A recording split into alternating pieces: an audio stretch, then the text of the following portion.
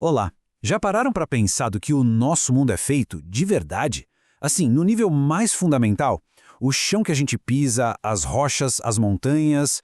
Pois é, hoje vamos dar uma espiada na arquitetura invisível do nosso planeta e conhecer a família de minerais mais importante que existe.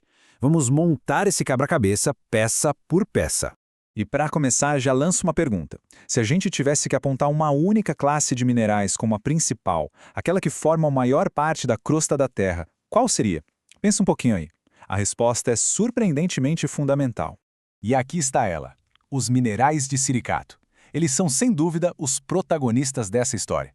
E o mais legal é que toda a imensa variedade que a gente vê por aí nasce de uma única pecinha, tipo um bloco de Lego da natureza: o tetraedro de sílica.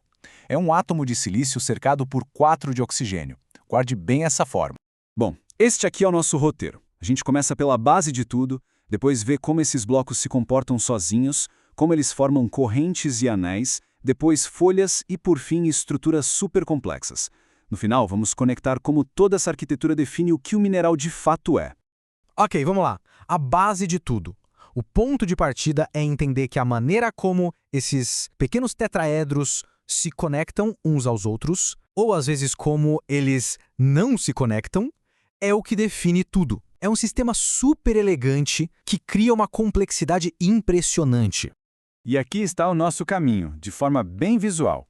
A gente começa com as peças soltas, depois elas formam pares, que se juntam em correntes, que se expandem em folhas e, no final, montam uma estrutura tridimensional completa. Vamos começar essa construção? Próxima parada, os blocos isolados. Aqui a gente vai ver as estruturas mais fundamentais, onde os tetraedros de sílica ainda não estão se ligando diretamente uns aos outros. É o começo de tudo. Primeiro, os nesosilicatos. Pensa neles como a estrutura mais simples possível. Imagina cada tetraedro como uma pequena ilha. Essas ilhas não se tocam.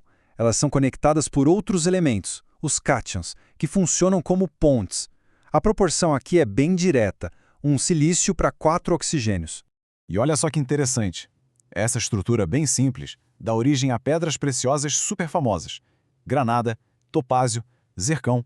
Todos eles são nesosilicatos. São a prova de como essa arquitetura básica já cria coisas incríveis no mundo real.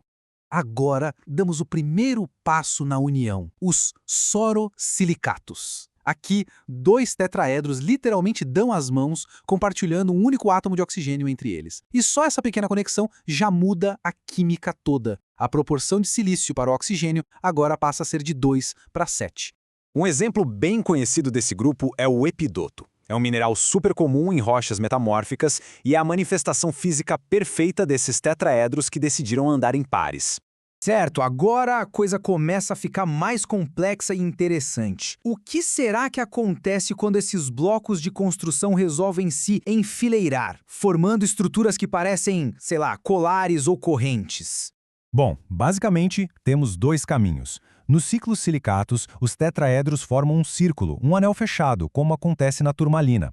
Já nos inosilicatos, eles formam correntes compridas, que podem ser simples, como nas piroxenas, ou até duplas, como nos anfibólios. Daqui para frente, o salto é enorme. A gente sai das linhas e vai para as 2 e 3 dimensões. É aqui que nascem alguns dos minerais mais abundantes e importantes que existem.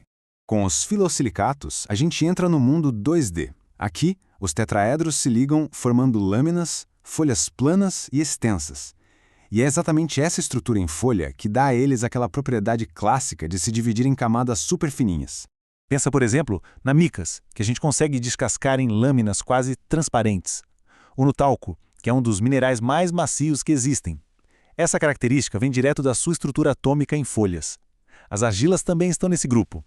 E, finalmente, chegamos ao topo da montanha, o nível máximo de complexidade e estabilidade, os tectosilicatos. Aqui, a mágica acontece. Cada tetraedro compartilha todos os seus 4 oxigênios com os vizinhos, criando uma armação tridimensional incrivelmente forte e interligada. E aí vem um número que é impressionante: 75%. Essa estrutura 3D é tão eficiente e tão estável que os minerais que a utilizam formam cerca de 75% de toda a crosta terrestre. É, de longe, o projeto de arquitetura de maior sucesso do nosso planeta. E quem faz parte desse grupo dominante? Ah, só os dois minerais mais comuns da crosta, o quartzo e o feldespato. Da areia da praia ao granito das montanhas, eles estão, literalmente, em todo lugar. Beleza, a gente passou por toda a jornada, desde a peça única até a construção completa. Agora, vamos juntar tudo e entender por que essa classificação toda é tão importante. O legal dessa tabela é que ela organiza toda a nossa jornada. Ela mostra claramente a conexão entre o tipo de estrutura, a proporção química resultante e um exemplo do mundo real. Fica fácil de ver a lógica por trás de toda essa diversidade, né? E aqui está a ideia central. Essa frase pode parecer técnica, mas o que ela quer dizer é simples. Tudo sobre um mineral, sua dureza, sua cor, o jeito que ele quebra, depende de uma única coisa. Como aqueles blocos de construção, os tetraedros, estão organizados. No fim das contas, a estrutura é tudo. Isso tudo deixa a gente com uma última reflexão, né?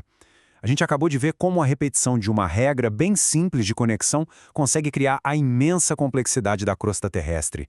E isso faz pensar, que outras regras simples, assim, quase invisíveis, estão por aí construindo um mundo complexo que a gente vê todo dia? Fica aí a pergunta. Obrigado pela companhia